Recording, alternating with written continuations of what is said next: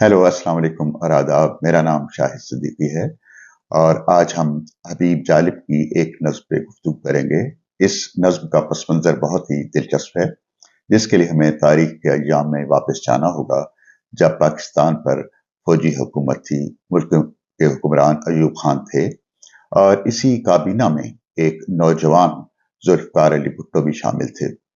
ये 1965 की बात है, जब पाक भारत जंग शुरू हुई और ये जंग 17 रोज जारी रही। जंग बंदी के मुज़ाकरात रूस के एक शहर ताशकंद में हुए और इसी दौरान भुट्टो और अयूब खान में इख्तलाफात की इब्तिदा हुई।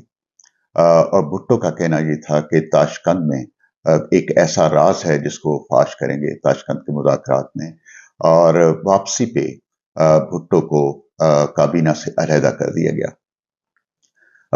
ये एक फौजी हुकूमत का दौर था, जिसमें मुल्क में खौफ था और ज़्यादा इम्कान यही था कि भुट्टो खामोश होके बैठ जाते। लेकिन उन्होंने एक बड़ा ही एक मुख्तलिफ फैसला किया, और ये फैसला था कि वो रावलपिंडी से लाड़काना तक ट्रेन पे सफ़र करेंगे और हर स्टेशन पर लोगों की एक बड़ी तादाद उनके इस्तकबाल के लिए आई हुई थी। और मेरा ख्याल है कि यही सियासत में एक बड़ा मोड़ था, जो भुट्टो को हौसला अफजाई हुई, और बाद में उन्होंने पीपल्स पार्टी की बुनियाद भी रखी।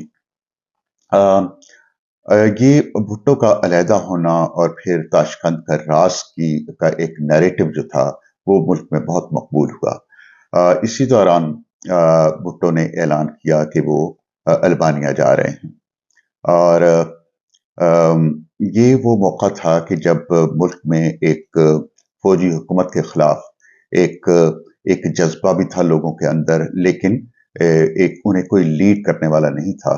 और ऐसे में भुट्टो का ये ऐलान कि वो अल्बानिया जा रहे हैं, हबीब जालिब जो अवामी एक शायर थे और जिन्होंने दस्तूर जैसी नज्म लिखी थी अयूब खान के दस्तूर के खिलाफ, उन्होंने इस मौके पर एक नज्म लिखी, छोड़ के ना जा, भुट्टो के लिए। ये नज्म उस ज़माने के एक मारूफ अखबार, उर्दू अखबार नवाए वक्त में शाया हुई। नवाए वक्त के बारे में सिर्फ इतना काफ़ी है कहना कि ये उस वक्त हमीद निज़ामी साहब इसके मुदीर थे, और इस तरह की नज़में छापना कोई आसान बात ना थी। बहरहाल ये नज़्म जब छपी, एक नुमायाँ तौर पर इसे शाया किया गया, तो उस रोज़ के अखबार जो था, वो बड़ी तादाद में और महंगे दामों में बिका। ये नज़्म बाद में हबीब जालिब की किताब सरे मक्तल में भी छपी थी। सरे मक्तल, जैसा कि आपको मालूम है कि सरे मक्तल अयूब खान के दौर में छपी, और उसमें बाग़ियाना नज़्मों के हवाले से इस पर पाबंदी लगाई गई, और उसका पढ़ना, उसका छापना, उसका रखना, इस किताब का रखना, ये ममनू करार दिए गए। तो वापस उस नज़्म की तरफ आते हैं कि भुट्टो के अल्बानिया जाने के ऐलान पर जो हबीब जालिब ने नज़्म लिखी। इस नज़्म को जब आप सुनेंगे और पढ़ेंगे, तो आप देखेंगे कैसे एक शायर अपनी बात भी करता है, और जो इस्तिआरे इसमें इस्तेमाल किए गए हैं, उन पे आप गौर करेंगे। उसमें रात का इस्तिआरा है, उसमें खामोशी का इस्तिआरा है, उसमें शिकारी का इस्तिआरा है, उसमें ग़ज़ाल का इस्तिआरा है, उसमें हुसैन का इस्तिआरा है, ज़ुल्फ़िकार का इस्तिआरा है। तो ये वो एक इस इस्तिआरों की ज़बान में उस वक़्त की एक सियासी एक कैफ़ियत को आप समझ सकते हैं। तो आइए अब आप उस नज़्म की तरफ चलते हैं हम।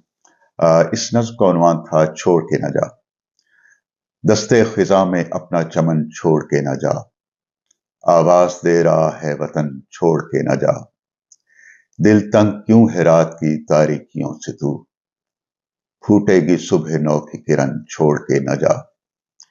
तेरे शरीके हाल हैं मंसूर और भी, सूनी फिजाए दारो रसन छोड़ के न जा। ए दोस्त चश्मे गैर में बेआबरू न हो, ए दुर्रे शाहवार अदन छोड़ के न जा।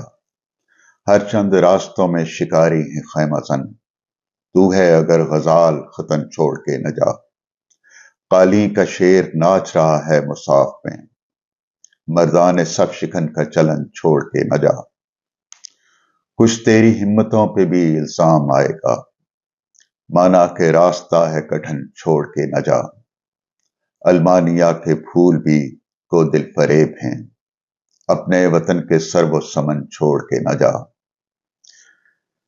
मशहूर है अभी तेरे नगमों से अंजुमन, सब दे रहे हैं दादे सुखन छोड़ के न जा। ए जुल्फ़िकार तुझको कसम है हुसैन की, कर एहतरामे रस्म कुहन छोड़ के न जा। ये एक ऐसी नज्म थी जो अवाम में बहुत ज्यादा मकबूल हुई। मुझे याद है कि मैं उस वक्त प्राइमरी स्कूल का एक तालिब इल्म था, और कैसे ये नज्म जो थी हर एक की ज़बान पे थी। और लेकिन भुट्टो अल्बानिया गए और फिर वापस भी जब आए तो उनका लाहौर आना हुआ और उन्होंने हबीब जालिब से मिलने की ख्वाहिश ज़ाहिर की। उन्हें बताया गया कि हबीब जालिब इस वक्त कॉफ़ी हाउस में मिलेगा अपने दोस्तों के हमरा।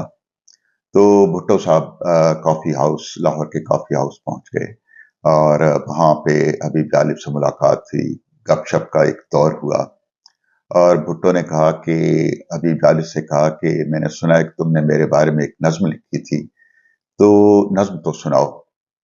हबीब जालिब ने हंसकर कहा कि वो नज्म लिखने का मकसद तो आपको बाहर जाने से रोकना था, वो मकसद तो हल नहीं हुआ, तो अब मैं नज्म सुना के क्या करूंगा। तो बहरहाल बात हंसी खुशी में खत्म हो गई।